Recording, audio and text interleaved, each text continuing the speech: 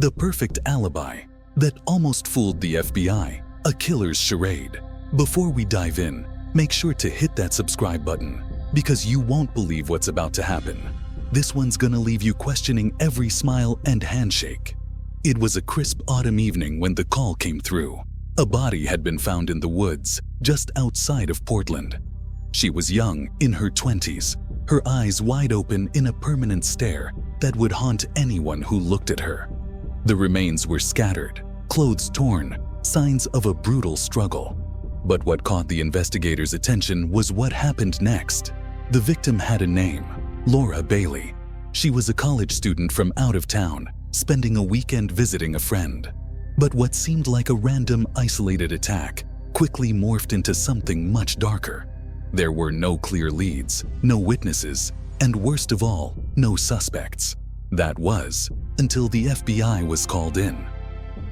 Special Agent Rachel Hayes had been working in the Violent Crime Unit for nearly a decade. She was no stranger to grisly cases, but this one felt different. As she stood over Laura's body, the wind kicking up dust around her, she felt a chill crawl up her spine. Something about this didn't add up. The scene was too clean, too calculated. This wasn't a crime of passion. This was something far more deliberate. The first break came when they found a witness, a man named Matthew Collins, who claimed to have seen someone matching the victim's description, arguing with a man the night before the body was discovered.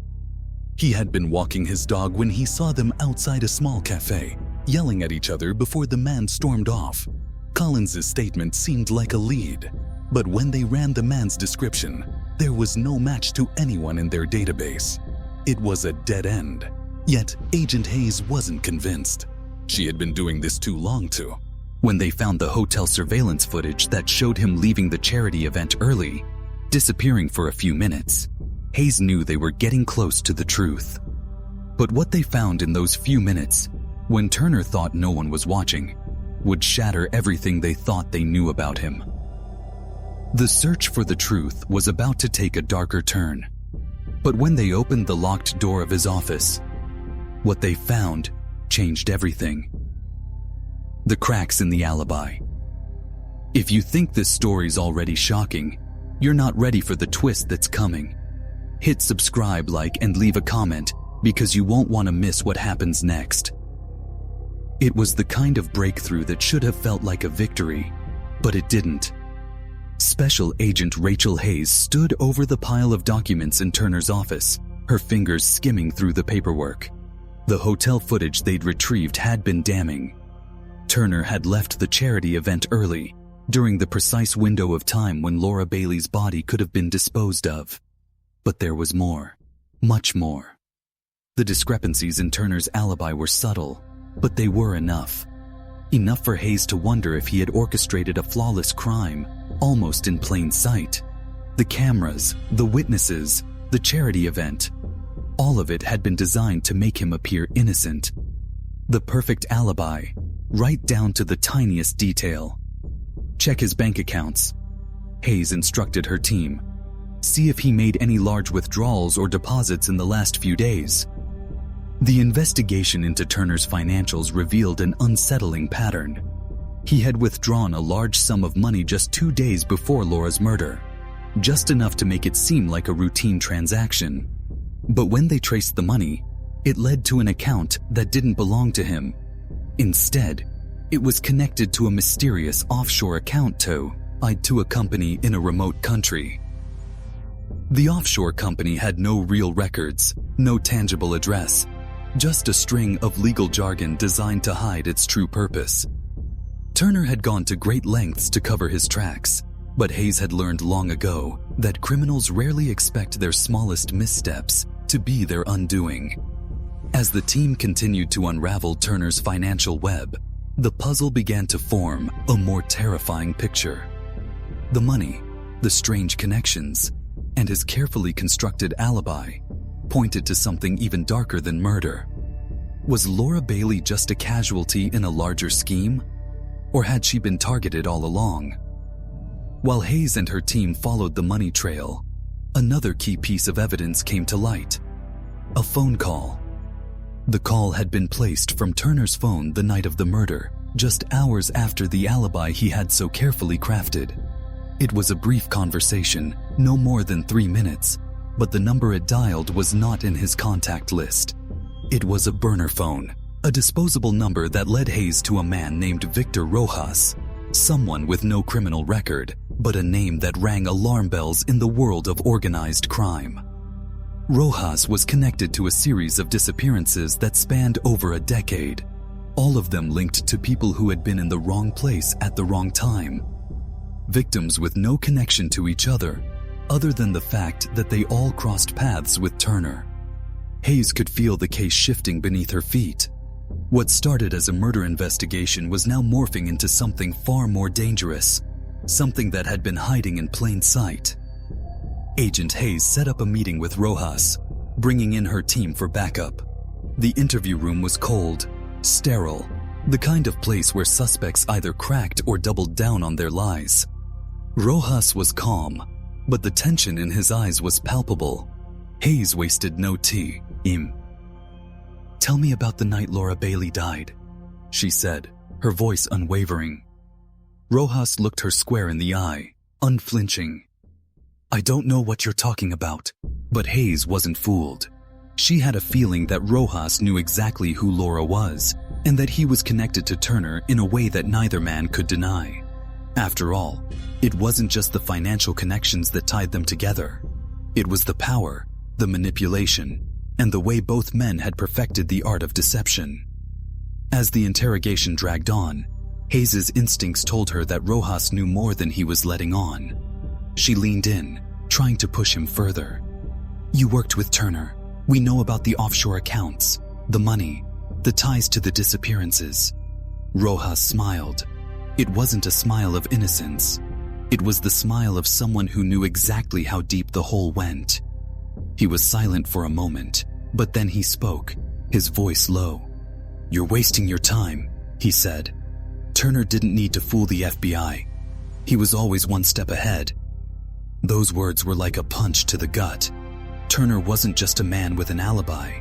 He was a man with power, and that power had protected him for far longer than Hayes had realized. As the team prepared to dig deeper into Turner's ties to organized crime, something nagged at the back of Hayes' mind. They had all the pieces, but something still didn't add up. What was Turner's endgame? Why had he gone to such lengths to cover up Laura's murder? And more importantly, who else was involved? The answers were buried somewhere, hidden in the labyrinth of lies Turner had built. But Hayes wasn't going to stop until she found them. Because the truth was more dangerous than anyone had anticipated. But then, just as they were closing in on Turner, something happened that no one could have predicted. A new witness came forward with critical information. And when they opened the locked door to Turner's private office, what they found changed everything. The final betrayal. If you think you've heard it all, think again. The tea. Ruth's even darker than you could have imagined. Don't forget to like, subscribe, and comment below, because this story has a final twist you won't believe. The FBI was in full pursuit now. What had started as a simple murder investigation had exploded into a sprawling conspiracy involving money laundering, manipulation, and dozens of lives destroyed. Special Agent Rachel Hayes stood in Turner's hidden office, the weight of what they had discovered pressing down on her like a ton of bricks. Every file, every transaction, every victim, everything had led to one unthinkable conclusion. Turner was a puppet master, and the strings were far more tangled than anyone had imagined. As Hayes and her team worked through the final pieces of Turner's criminal empire, they found more than they bargained for. The offshore accounts were just the tip of the iceberg. Turner had been using his position as a successful businessman and philanthropist to mask his true nature. He was a kingpin in a global network that spanned continents. The money laundering schemes, hidden in plain sight, were sophisticated, leaving few traces behind. The victims had been chosen with cold precision. People who posed a threat to his business, people who knew too much, or people who were simply inconvenient. But even after everything they found, something was still off. The case didn't add up. How could a man so meticulous, so calculating, make such a critical mistake by leaving behind such a clear trail of evidence? Hayes kept coming back to the same question. Who was still out there helping him? The answer came when they finally tracked down a mysterious phone number, one that had been connected to Turner's account for years. The number belonged to someone who had been hiding in the shadows, pulling the strings behind Turner's perfect alibi. It was someone he trusted, someone he had manipulated for years, his own brother, Daniel Turner. Daniel had always stayed out of the spotlight, working quietly behind the scenes to help his brother cover up his crimes. But now, with the investigation closing in, he realized his involvement had become impossible to deny. Hayes' team managed to track him down to a remote cabin in the woods. When they arrived, it wasn't just Daniel Turner they found. They discovered the full scope of his involvement in the syndicate. Documents, bank accounts, even photos of Turner with other high-profile criminals. Daniel Turner was arrested on the spot, but as the investigation progressed, something even more chilling was revealed. Daniel wasn't just a quiet accomplice. He had been orchestrating his brother's alibi all along. While Turner was charming his way through the charity events, Daniel had been planting false evidence, creating forged documents, and ensuring that no one ever looked too closely at the mastermind behind the facade. The final confrontation came when Michael Turner, the man who had created the perfect alibi, was taken into custody. His facade shattered in front of the press, and the world finally saw the true face of the man who had almost fooled everyone, including the FBI. His smile, the one that had convinced so many, faded into a hollow expression. He no longer had control. He was just another criminal to be locked away. His perfect alibi, nothing more than a shattered illusion. As Hayes and her team left the courthouse after the trial, she couldn't help but feel a sense of unease. They had caught Turner, yes, but there were still so many questions unanswered. Who else was out there, operating in the shadows? And how many others had used the same playbook as Turner? His perfect alibi wasn't just a story. It was a blueprint for how someone could destroy lives, hide in plain sight, and almost get away with murder. In the weeks that followed, Hayes found herself back at her desk, flipping through the final reports. It wasn't just Turner and his brother they had caught.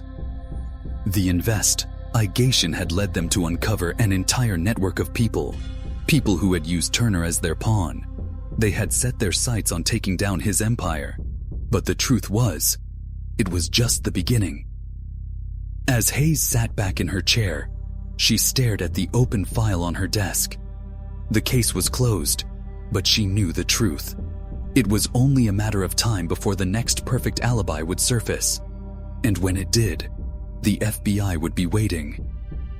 If you think this story was chilling, you're not ready for the next one, Hayes whispered to herself as she stared out the window, watching the world move on without her. Hit subscribe so you don't miss it, because the next case is even worse.